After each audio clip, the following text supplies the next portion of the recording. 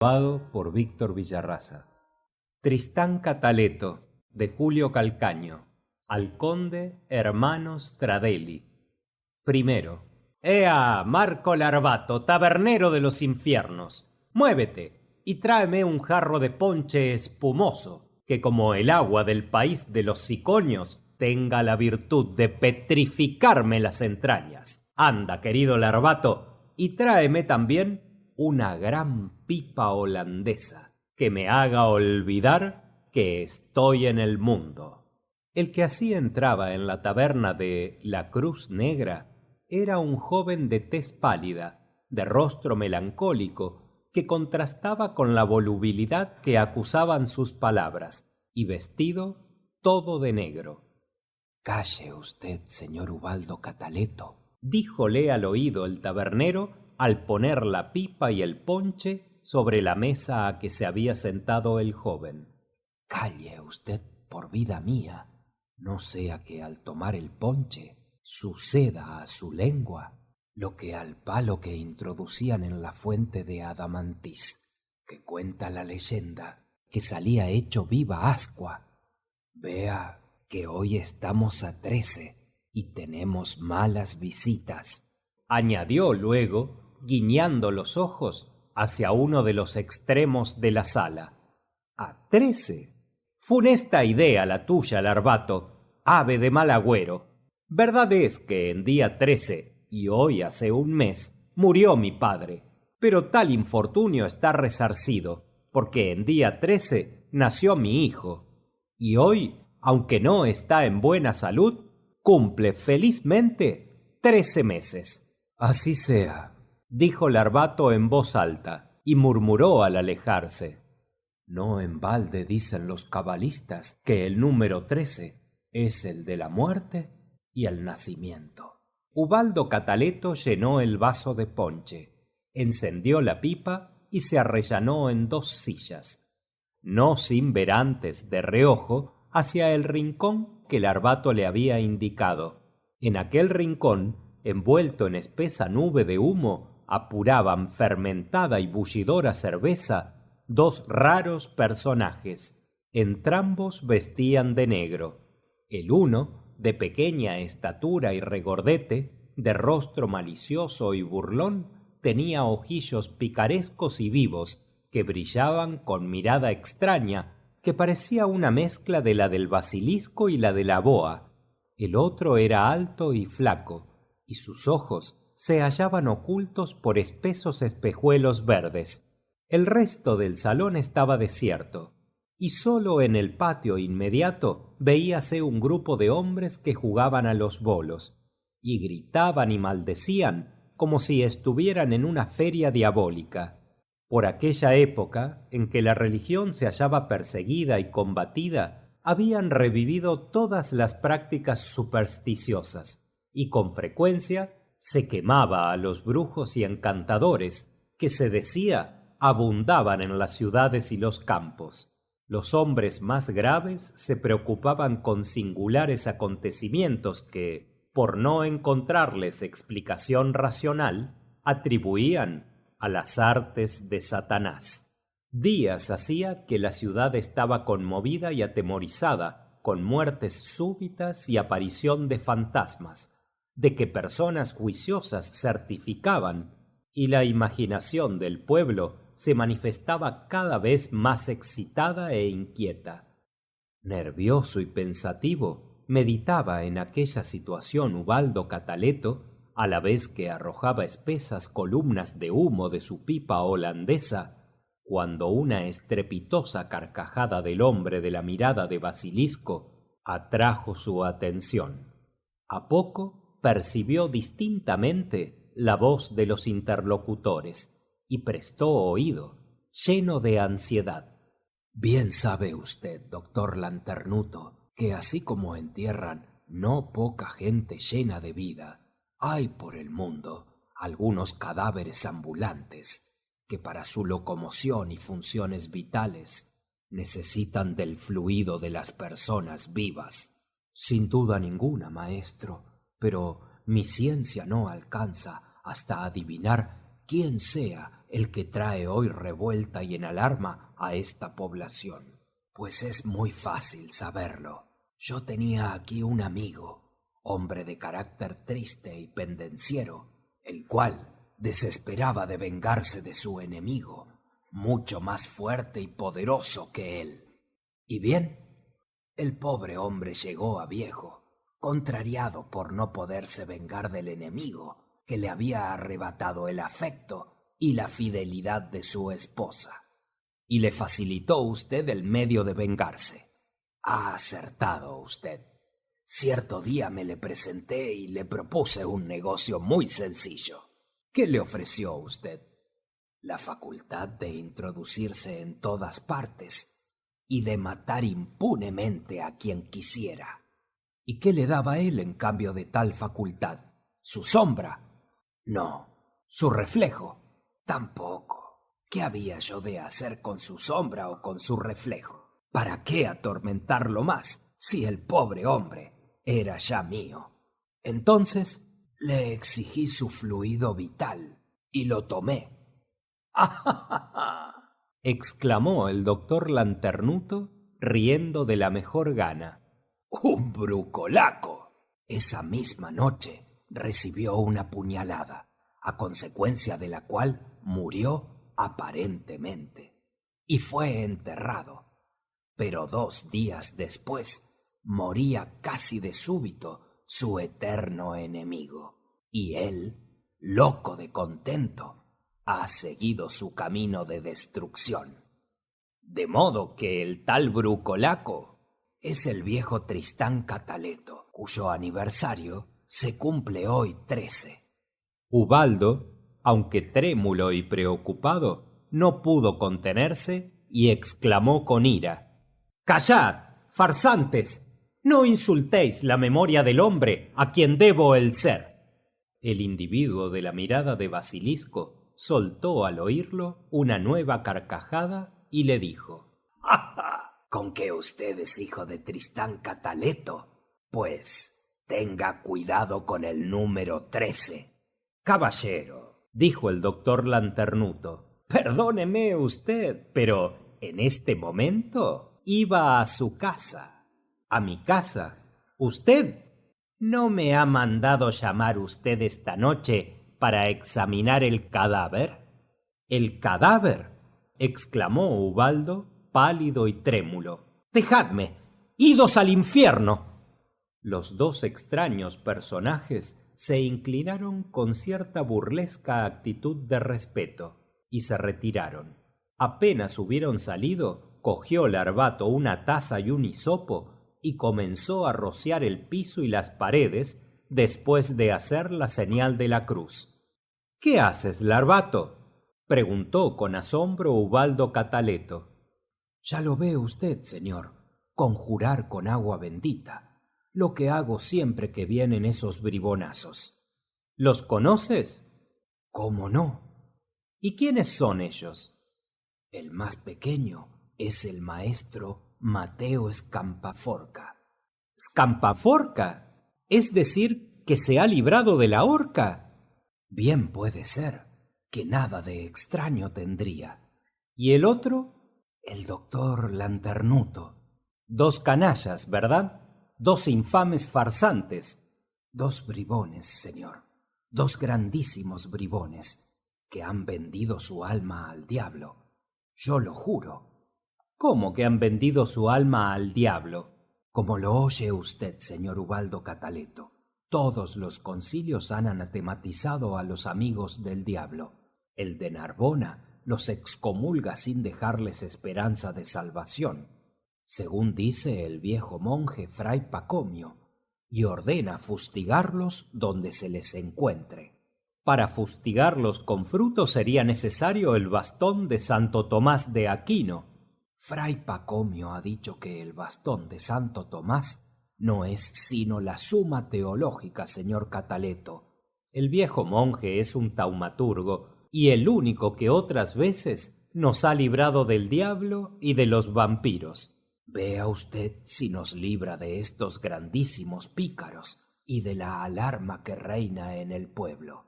Entrambos quedaron meditabundos, y Ubaldo Cataleto, después de arrojar algunas monedas en el mostrador, tomó silencioso y triste el camino de su morada.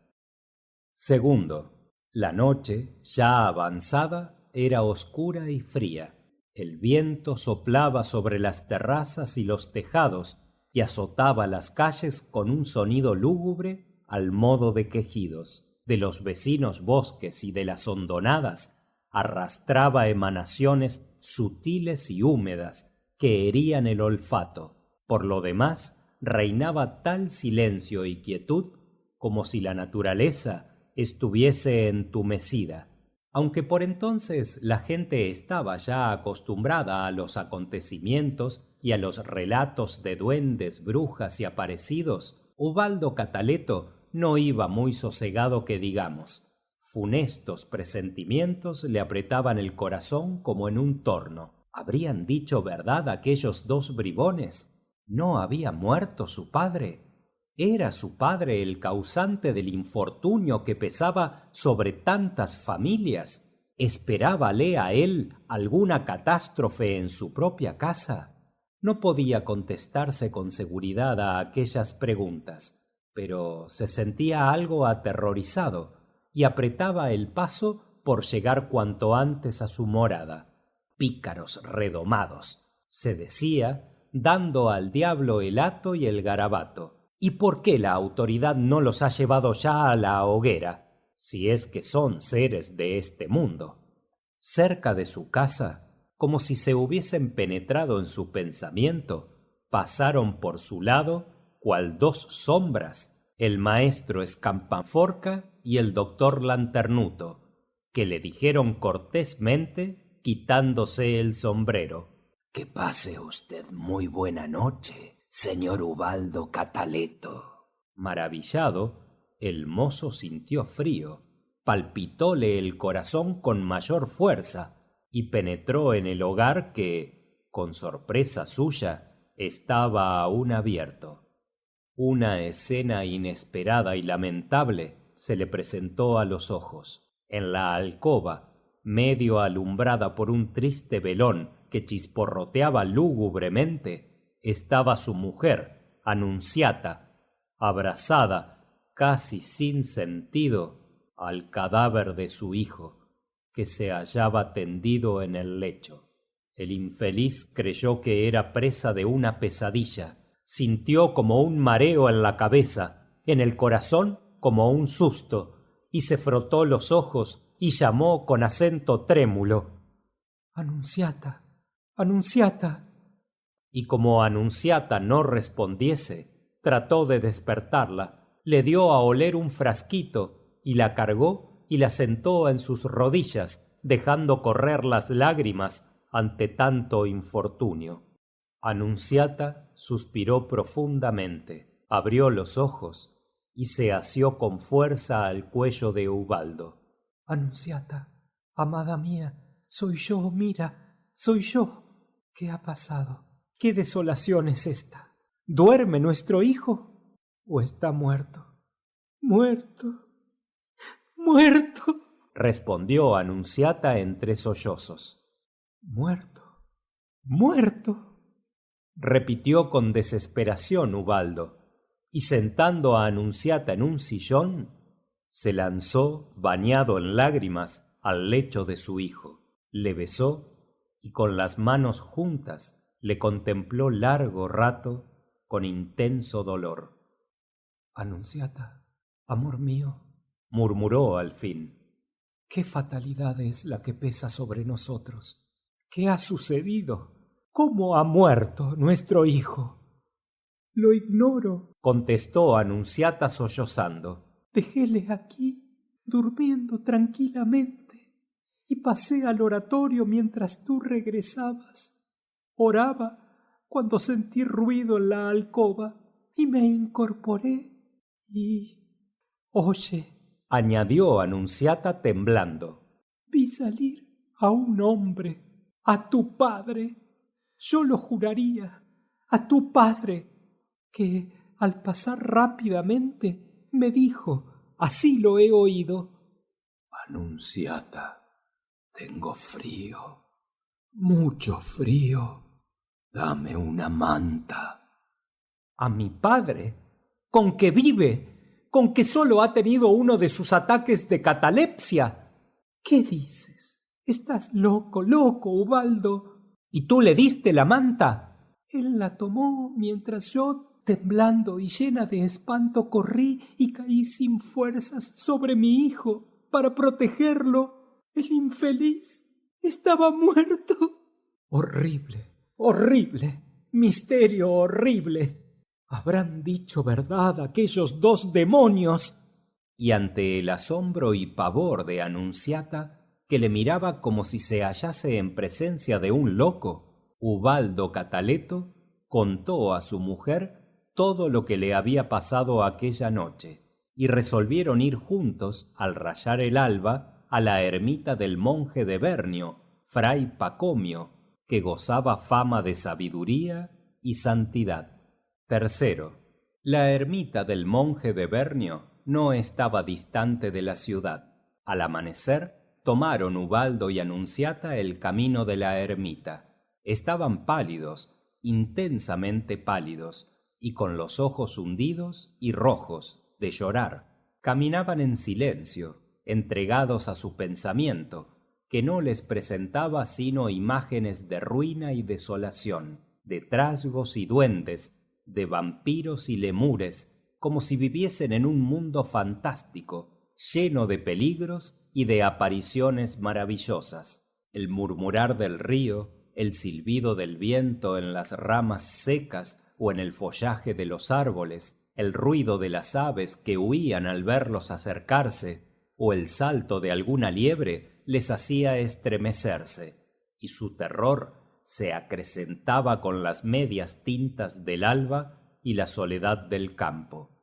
Por donde quiera creían ver un fantasma, cuando no era sino un pequeño arbusto o la sombra de algún árbol o algún tronco seco y tronchado que servía de asilo a los lagartos, que tales terrores infunde el miedo en la imaginación excitada y calenturienta para atormentar el corazón.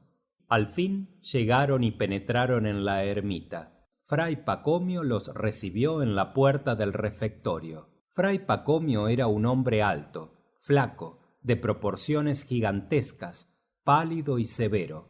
Hondas arrugas, hijas de serias y profundas meditaciones o de imponderables sufrimientos, le surcaban la frente y el rostro, cuya larga barba, áspera y de color blanco terroso, contrastaba con su gran calva, que brillaba como una luna de Venecia, tersa y pulida. «Entrad», exclamó el monje. «Veo el dolor, herencia del mortal, retratado en vuestros semblantes, y contra los sufrimientos del alma no hay más bálsamo que la oración y la penitencia. ¿Acaso seáis de las víctimas de las artes con que el demonio está castigando a los justos por los crímenes y la corrupción de los pecadores de la ciudad viciosa? ¿Acaso seáis también de los atormentados por el brucolaco Tristán Cataleto?» Ubaldo y Anunciata se vieron a las caras llenos de asombro. «Conozco en vuestros rostros que no me he engañado. Días hace que se me viene dando aviso de las desgracias y de los escándalos promovidos en la ciudad por ese infeliz. Pero quiero mayores seguridades para poder proceder». Mientras así hablaba, introdújoles el monje, tomó asiento en un sitial y les hizo sentar a su lado. Luego inclinó la cabeza, meditabundo y sombrío. En un extremo del salón había varios individuos, arrodillados unos y otros de pie en el mayor recogimiento. Todo allí imponía el más profundo respeto e infundía en el alma tranquilidad y bienestar, como si todo estuviese en olor de santidad. Sobre un pedestal de piedra labrada se alzaba un inmenso Cristo, de nervudos miembros, con llagas que parecían naturales, y verdaderos cabellos que caían sueltos, imponiendo terror y frío al contemplarlo, que no parecía sino que iba a bajar de la cruz y a adelantarse y hablar. El monje alzó la cabeza y dijo con tristeza: Todas estas personas que veis aquí han venido como vosotros a quejarse de los atentados y travesuras de Tristán Cataleto, y aseguran haberlo visto. Vamos, ¿qué tenéis que decirme? Ubaldo y Annunziata narraron entonces al monje de Bernio todos los acontecimientos de la noche, sus desgracias, sus terrores y su angustia, y el monje, en medio de un silencio solemne, les escuchó atento y frío. Hijos míos, les dijo, Tristán Cataleto era de carácter taciturno y pendenciero, que es el que escoge el espíritu malo para atormentar a la humanidad. Tristán abrió su alma al odio, que es Satanás, y su alma le abandonó en vida, dejándole el cuerpo y la envoltura sideral con la cual llena de terror a los hombres. Es necesario exorcizarlo y destruirlo. Cuanto a Mateo Scampaforca y al doctor Lanternuto, son almas réprobas, dejadas de la mano de Dios, y ya la autoridad ha ordenado aprisionarlos y conducirlos a la hoguera. Hay quienes crean, añadió muy pensativo, que Scampaforca es el mismo Satanás en persona. Y el monje se santiguó devotamente, murmurando algunas frases al modo de conjuro. ¿Y qué cree usted del número 13? Preguntó con voz apagada Ubaldo Cataleto. El número 13, contestó el monje, es el símbolo de la muerte y el dolor. Un silencio frío e imponente volvió a reinar en el vasto salón del refectorio. El monje se levantó, abrió sobre la mesa un enorme libraco empolvado de cuero de elefante con grandes broches de bronce, y después de pasar algunas hojas, leyó atentamente largo rato, y se sumió en una meditación profunda. Hijos míos, dijo al fin, Salomón era un gran sabio, lleno del Espíritu de Dios. Días hace que digo misas por la tranquilidad de Tristán Cataleto, y ya veo que toda mi obra ha sido inútil. Es necesario desenterrar el cadáver, pasarle el corazón con una larga aguja bañada en agua bendita, y clavar luego alrededor de su tumba largas espadas con la punta al aire, porque estos fantasmas de luz sideral, eléctrica o magnética, sólo se descomponen por la acción de las puntas metálicas que atraen el fluido o luz al lugar común que le tiene reservado el Eterno. Cuarto, el monje de Bernio, con el signo de redención en las manos, seguido de sus acólitos y de numeroso cortejo, salió aquella tarde en peregrinación al cementerio, cantando salmos y letanías y rociando con el hisopo al gentío que se agrupaba en las calles. Desenterró el cadáver de Tristán Cataleto, que estaba en perfecto estado de conservación, envuelto en la manta de Annunziata, y cuyos cabellos habían crecido extraordinariamente, y después de hacerle pasar el corazón con la aguja y de clavar las espadas, volvió a colocarlo en la tumba, y dijo en alta voz los exorcismos del ritual, bañando al mismo tiempo con el hisopo el sepulcro del brucolaco. Cuentan que desde tal día la ciudad permaneció en completa tranquilidad y que nadie volvió a ver a Tristán Cataleto. Cuanto a Mateo Scampaforca y al doctor Lanternuto, habían desaparecido. 1892. Fin de Tristán Cataleto, de Julio Calcaño.